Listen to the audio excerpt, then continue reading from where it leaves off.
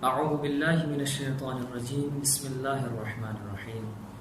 السلام علیکم ورحمۃ اللہ وبرکاتہ۔ ناظرین اکرام، ہم حضرت ادریس علیہ السلام کے بارے میں گفتگو کر رہے تھے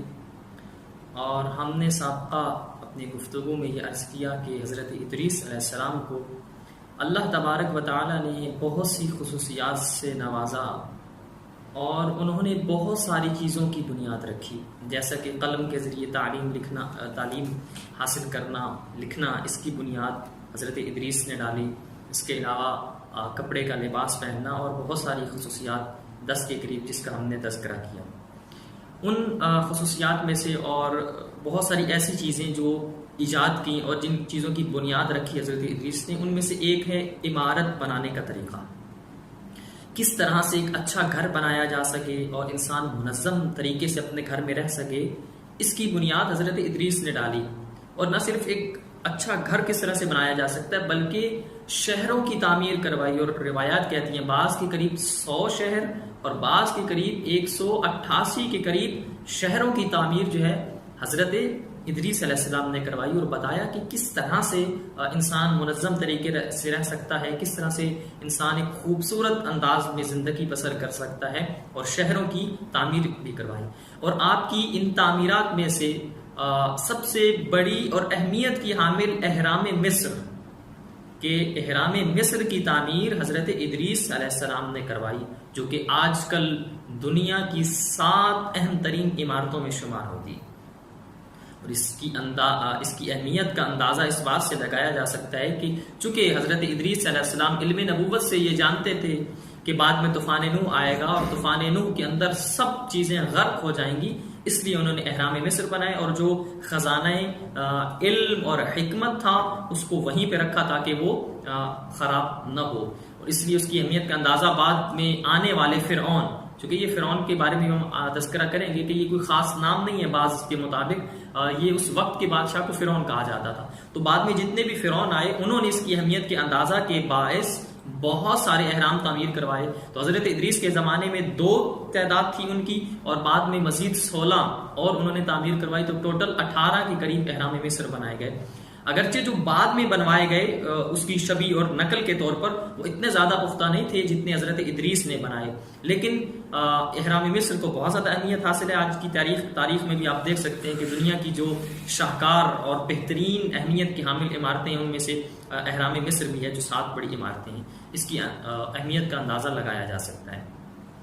تو ناظرین کرام، یہ جو فن ہے یہ حضرت ادریس علیہ السلام نے متعارف کروایا۔ چونکہ آپ دنیا کی، اور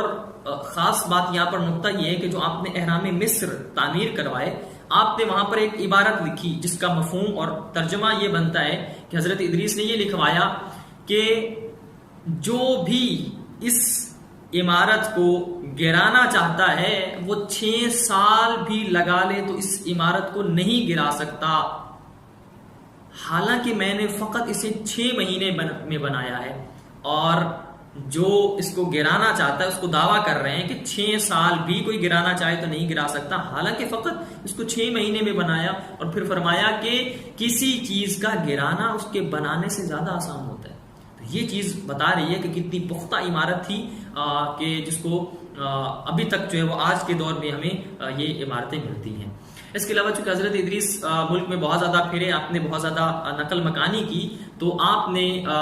زمین کو ملکوں کے اندر تقسیم کیا اور پھر ان کے اندر شہر بنائے اور 100 کے قریب مراکز بنائے، اور پھر ان میں اپنے گورنر اور نائب بھیجے، اور یہ باقاعدہ ایک سلسلہ شروع کیا تاکہ ایک منظم انداز میں انسان زندگی بسر کر سکے۔ اور پھر اپنے جو نائبین تھے ان کو آپ نے بہت ساری نصیحتیں بھی فرمائی کہ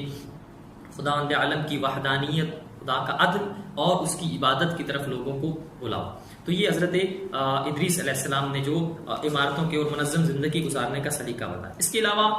انہوں نے بہت ساری نصیحتیں فرمائیں جب لوگ ان سے سوال کرتے۔ بعض روایت میں ملتا ہے کہ کسی شخص نے حضرت ادریس سے سوال کیا اور پوچھا کہ بتائیے تو صحیح کہ حقوق انسانی کے حوالے سے، منظم معاشرے کے حوالے سے کون سی ایسی چیز ہے جو ہمارے لیے مرکز بن سکتی ہے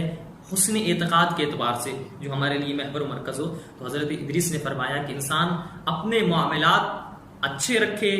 لوگوں کے ساتھ حسن سلوک سے پیش آئی، یہی چیز حسن اعتقاد کا مرکز اور محور بن سکتی ہے۔ اور پھر فرمایا کہ 3 چیزیں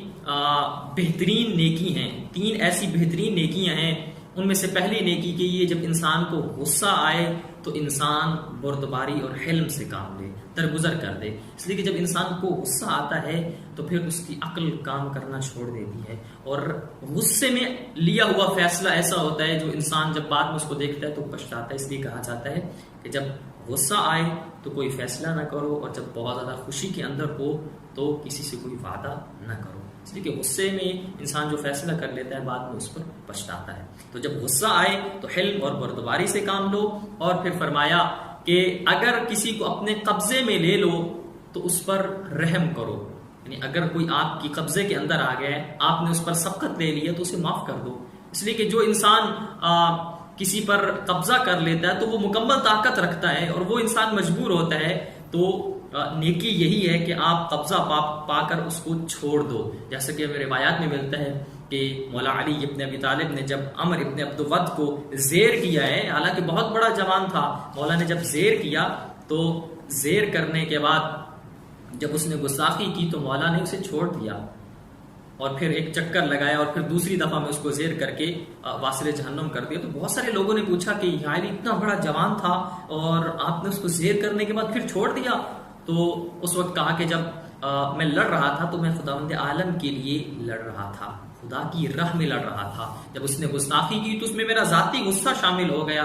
میں نہیں چاہتا علی کسی کو اپنی ذاتی غصے میں قتل کرے۔ علی اگر کسی کو قتل بھی کرتا ہے تو اللہ کی رضا کے لیے کرتا ہے۔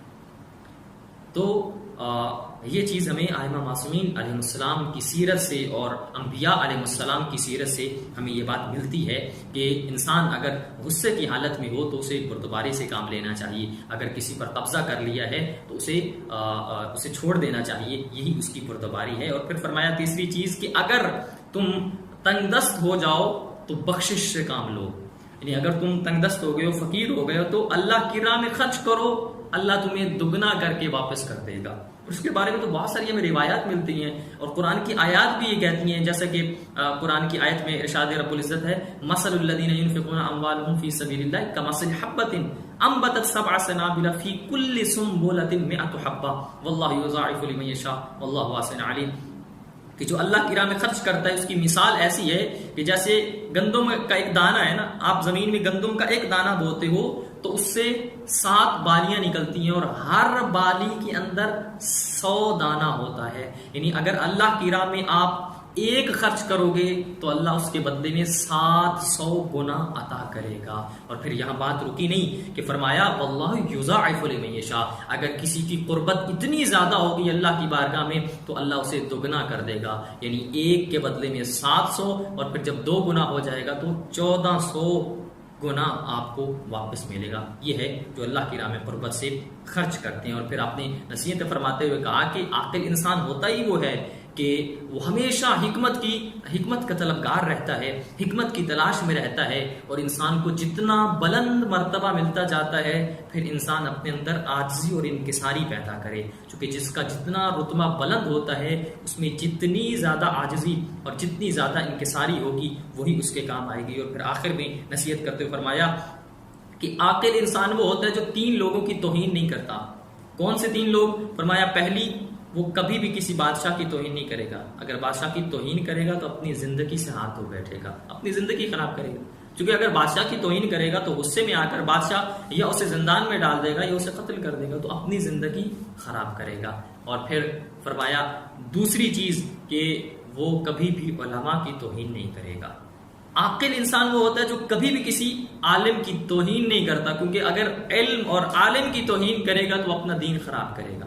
تو عقل مند وہ ہوتا ہے جو کبھی بھی عالم کی توہین نہیں کرتا۔ اور میں یہاں ضرور عرض کروں گا کہ جو بھی علماء کی توہین کرتے ہیں یا علم کے بارے میں کوئی بات کرتے ہیں، در حقیقت وہ احمق اور بے وقوف لوگ ہیں۔ جو عاقل ہوگا وہ کبھی بھی کسی عالم کی توہین نہیں کرے گا، اور تیسرا کہ جو عاقل ہوتا ہے وہ کبھی بھی اپنے احباب کی توہین نہیں کرتا، جو اپنے دوستوں اور احباب کی توہین کرے گا وہ انسانیت سے ہاتھ دھو بیٹھے گا، وہ انسانیت کو کھو دے گا، اس لیے کہ آپ کے جو دوست ہوتے ہیں یہ آپ کے اچھے اور برے وقت کے ساتھی ہوتے ہیں، اور جو دوست کی توہین کرتا ہے گویا کہ وہ انسانیت سے ہاتھ دھو بیٹھتا ہے۔ یہ انبیاء اور ائمہ معصومین علیہ السلام کی بہت ساری ایسی نصیحتیں ہیں جو ہماری زندگی کے لیے کام آ سکتی ہیں۔ خدا سے دعا کرتے ہیں کہ ہمیں اسی طرح سے ائمہ معصومین اور انبیاء علیہ السلام کی سیرت طیبہ پر چلنے کی توفیق عطا فرمائے۔ انشاءاللہ ہمارا یہ سلسلہ گفتگو جاری رہے گا، ہمارے ساتھ رہیے گا۔ والسلام علیکم ورحمۃ اللہ۔